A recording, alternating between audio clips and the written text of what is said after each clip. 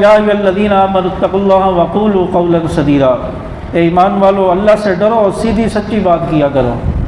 ہر وقت انسان کو سچی بات کرنی چاہیے، کسی کو اچھی لگے نہ لگے، انسان کو سچ بولنا چاہیے۔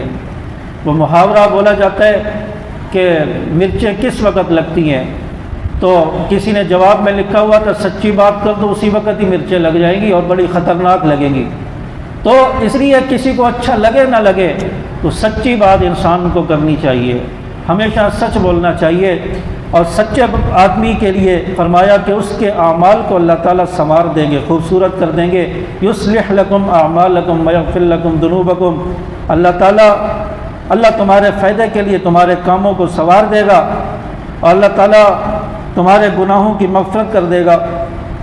تو سچ بات بولنے میں ہی فائدہ ہے، سچی بات بولو گے اور سچائی کی وجہ سے اللہ تبارک و تعالیٰ تمہارے اعمال کو بھی اچھا کر دے گا اور تمہارے گناہوں کو بھی اللہ تعالیٰ معاف فرما دے گا۔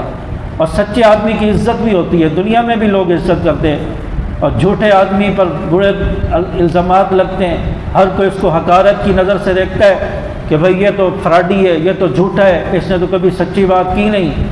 طرح طرح کے رائے لوگوں کے دلوں میں ہوتی ہے۔ تو اگر انسان سچ بولے تو ہر آدمی بولے گا کہ یہ کھڑا آدمی ہے، یہ سچا آدمی ہے، یہ سچ بات بولتا ہے، کبھی اس نے غلط بیانی نہیں کی۔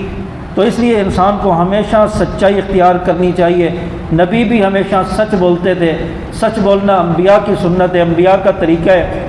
اس لیے جھوٹ سے، بری باتوں سے انسان کو ہمیشہ بچنا چاہیے۔